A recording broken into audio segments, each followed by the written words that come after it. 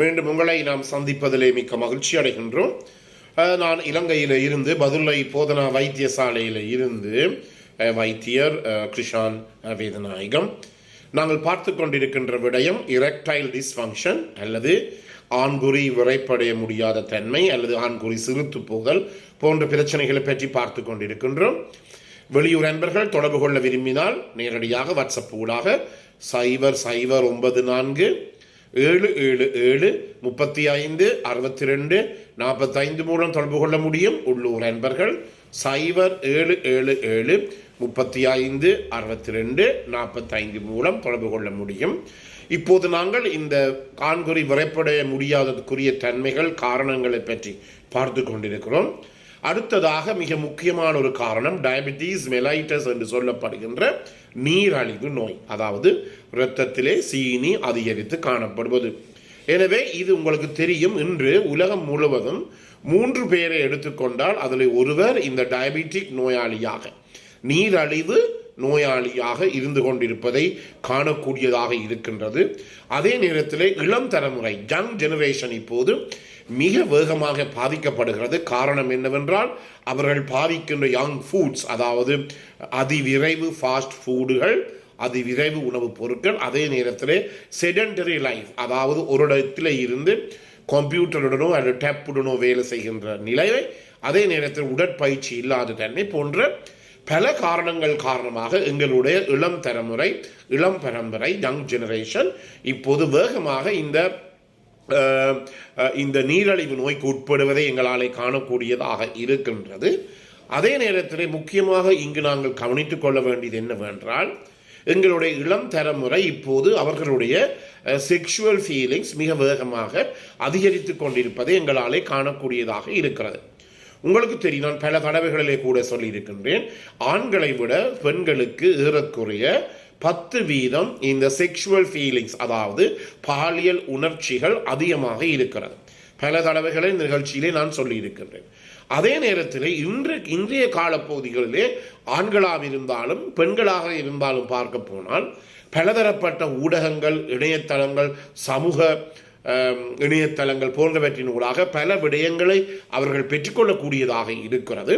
இதன் காரணமாகவும் அதே நேரத்திலே இது சொல்லப்பட முடியாத காரணங்கள் என்னென்றால், அதாவது உணவுப் பொருட்கள் காரணமாக, உதாரணமாக உங்களுக்கு தெரியும், இந்த பெண்கள் தங்களுடைய அழகை மேம்படுத்துவதற்காக உடல் முழுவதும் பூசுகின்ற கிரீம்கள், உடல் வெள்ளையாவதற்கு, அதாவது ஃபேர்னஸ் வருவதற்குரிய இந்த பூச்சி மருந்துகள் கிரீம்களை பாவிக்கின்ற போது, அதை இந்த லிப்ஸ்டிக்களை பாவிக்கின்ற போது இவற்றிலே இந்த பெண்கள் பாவிக்கின்ற பெண்களிலே உடலில் இருக்கின்ற இந்த ஹோமோன்கள், ஈஸ்ட்ரஜன் எனப்படுகிற ஹோமோன் எல்லாம் கலந்து இருப்பதாக கண்டுபிடிக்கப்பட்டு இருக்கிறது.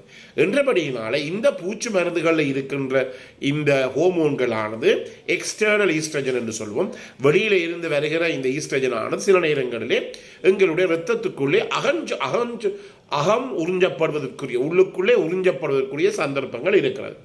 இதன் காரணமாக கூட சில நேரங்கள் இப்போது பார்த்தால் ஆண் பிள்ளைகளுக்கும் பெண் பிள்ளைகளுக்கும் பாலியல் உணர்ச்சி என்பது கட்டுக்கடங்க முடியாது, தங்களாலே கண்ட்ரோல் பண்ண முடியாத ஒரு நிலைமை. இது பல அம்மாமார் அப்பாமார் எங்களிடம் சொன்ன கதை. அதாவது அவர்களுடைய பாலியல் உணர்ச்சிகளை கட்டுப்படுத்த முடியும், மிகவும் கஷ்டமாக இருக்கின்றது. எங்களுடைய பகுதிகளிலே பார்த்தால் 13 வயசு 12.5 வயசு பிள்ளைகள் கூட கற்பம் தரித்திருப்பதை எங்களாலே காணக்கூடியதாக இருக்கின்றது. பாடசாலைக்கு செல்லுகின்ற ஒரு 14 வயசு சிறுமி அப்படியே போய் ஸ்கூல் யூனிஃபார்மோட தகப்பன் தாவுடன் பாடசாலைக்கு போய், தகப்பன் தா இருவருமே வேலைக்கு சென்ற பிடிப்பாரு, பாடசாலைக்கு செல்லாமல் அந்த ஸ்கூல் யூனிஃபார்முடன் யூட்டர்ன் அடித்துக்கொண்டு வீட்டுக்குள்ளே தனியாக தன்னுடைய பாய் ஃப்ரெண்ட், காதலனோ அல்லது பாய் ஃப்ரெண்டனோ இருந்து கற்பம் தரித்த பல சந்தர்ப்பங்கள் எங்களுடைய நாட்டிலே மிகவும் பிரபலியமாக இருக்கிறது. எனவே இந்த கால பகுதிகளில் ஆண்கள் என்றாலும் சரி பெண்கள் என்றாலும் சரி அவர்களுடைய பாலியல் உணர்ச்சிகளை, பாலியல் கவர்ச்சிகளை கட்டுப்படுத்த முடியாத ஒரு நிலைமை ஏற்படுகிறது.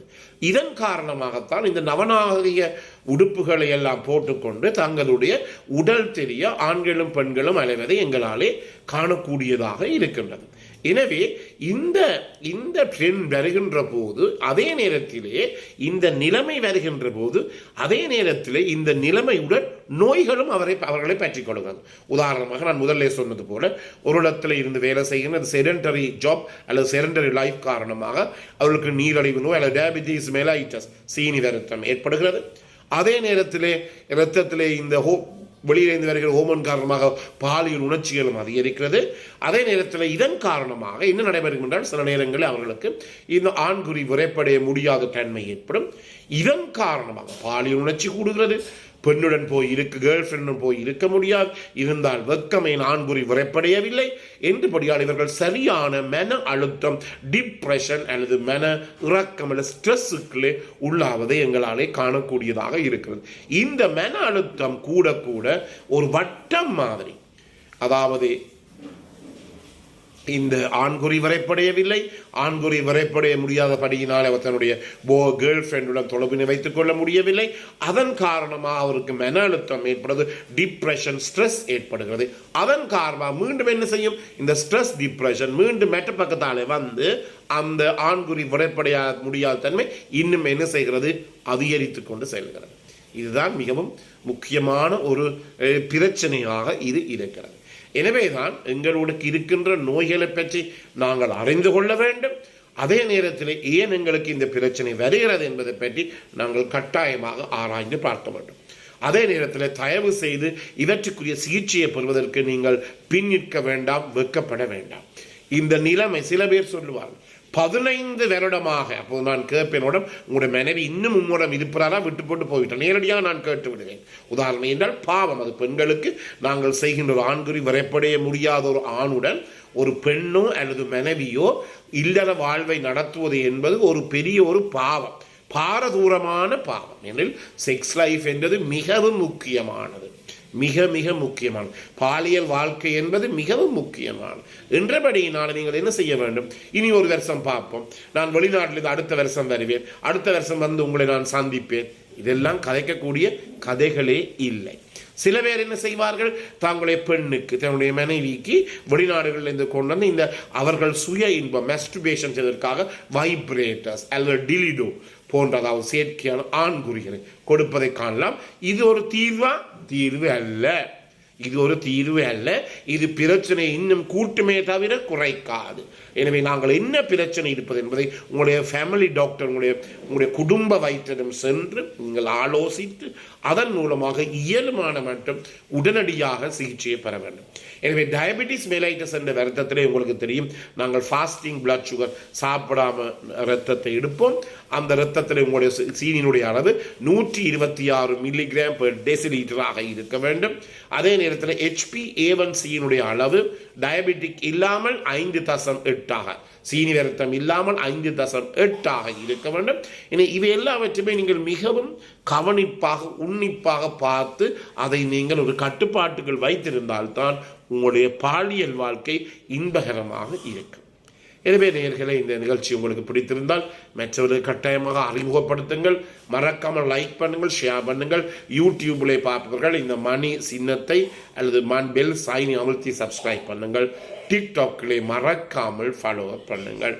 பிறந்திருக்கின்ற நாள் உங்கள் அனைவருக்கும் இனிய பொழுதாகவே எல்லாம் வல்ல பரமனை வேண்டி விடைபெறுகிறேன். நன்றி, வணக்கம்.